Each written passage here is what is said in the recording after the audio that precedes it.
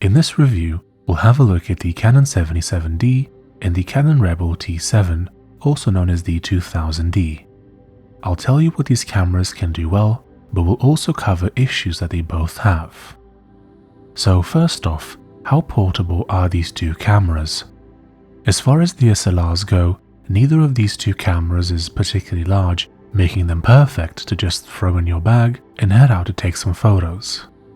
The 77D measures 131 by 99.9 by 76.2 mm or 5.16 by 3.93 by 3 inches and weighs around 500 grams or 17.64 ounces without card or battery.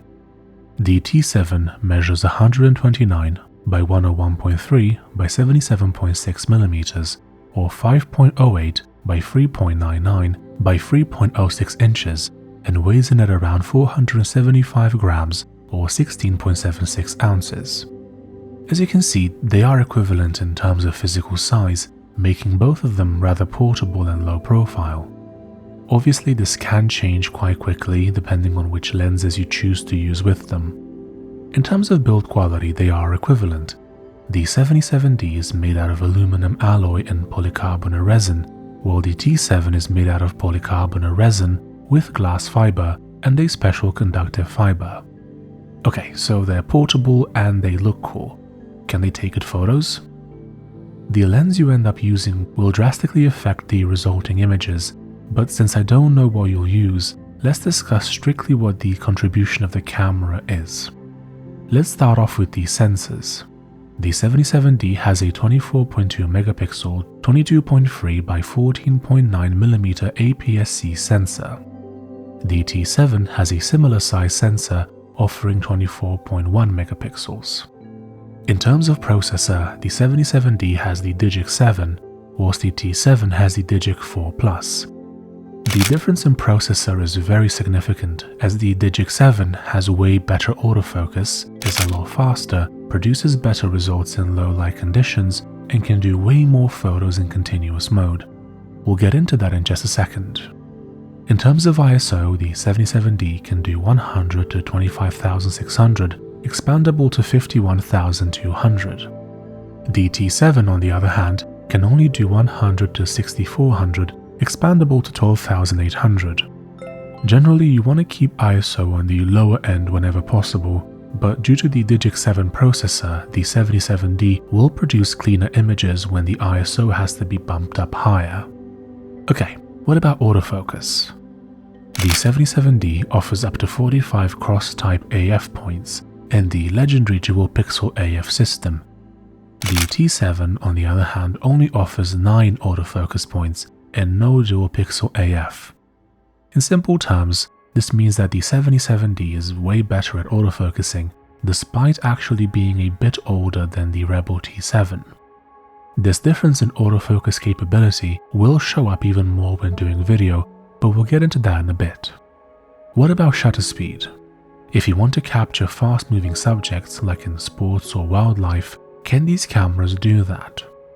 Both of these cameras have a maximum shutter speed of 1/4000th of a second, which is nice. Okay, but what if I want to capture multiple frames quickly in the hopes that I get some really cool photos of a fast-moving subject? In that case, you want continuous shooting mode. The 77D can do 6 frames a second, while the T7 can only do 3 frames a second. What this means in practice is that, while in this mode, the cameras can do bursts of photos, and within 1 second, the 77D can capture 6 photos, while the T7 can capture only 3. When you're trying to capture that precise moment, especially with fast-moving subjects, the more FPS, the better. Right, so how do they fare in terms of video? The 77D can do 1080p at 60 FPS, while the T7 can only do 1080p at 30 FPS. If you want 60 FPS on the T7, you'll have to step down to 720p, which isn't ideal. Even though the T7 is newer than the 77D by 1 year, it has an older generation Digic processor, which is what determines a lot of this stuff, especially frame rates. Okay, so do either of these cameras have built-in optical image stabilization? Nope, though the 77D does have digital IS. You can play around with it if you wish, but the reality is that the in-body digital IS is rarely great. It also gets baked into the video, so it's not like you get a backup of the video without it. It's not really worth it.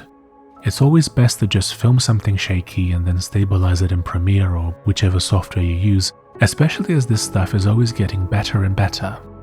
If you do want some optical stabilization, grab the Canon EFS 18-55mm kit lens, but make sure it has IS in the name. If you get that lens, it will offer you in-lens stabilization, which is always going to be better than in-camera digital stabilization. In terms of the 77D footage in this video, it was all filmed on a second Canon 77D with a Canon 18-55mm kit lens. The IS really helped with the handheld shots. The fact that we could do 1080p at 60 FPS also allowed me to do a lot more with slow motion, which you would not be able to do on the T7, at least not at 1080p. By the way, I've reviewed a lot of lenses on my channel. You can find the link down below to the playlist, or you can click the card in the top right corner. Cool, so can you use either of these cameras for vlogging? You can use a 77D, yeah, as it has a flip screen. You can technically use either, but the T7 does not have a flip screen. Given that they're both cropped sensor cameras, bear in mind that a lot of lenses would not be suitable for handheld vlogging with them. Cropped sensors produce more zoomed in images, so a long lens plus the cropped sensor would result in an image that is far too zoomed in. The aforementioned 18-55mm kit lens would work for handheld vlogging, as you can zoom it all the way out and thus get a lot more in frame. The IS, assuming that you buy the version which does have it, will also produce smoother video, which is what you want in 99% of scenarios. You can also use the Canon 24mm pancake lens, as that will be wide enough as well, but that lens does not have any IS, so the footage will be a lot shakier. What about creating content where you can just place the camera on a tripod? In this case, the lens recommendations drastically change. In that case, I wouldn't get the 18-55mm lens or the 24mm, but I'd instead look at the Canon EF 50mm f1.4 or f1.8. These two lenses can open up a lot wider, which allows in more light, and they produce beautiful bokeh, which is that nice blurry background that everyone loves. These two would not be suitable for handheld vlogging as they're far too zoomed in and they have no IS either. By the way, if you're finding this video to be helpful, don't forget to leave a like. And now, back to the video. Right, what about compatible lenses? Which ones are compatible with these two cameras? Both the 77D and the Rebel T7 have EF/EFS camera mounts, which means that they can take any EF or EFS lens. Canon alone has a huge list of lenses that would work for that. Once you add third-party lenses to the list, you'll have a lot of choices.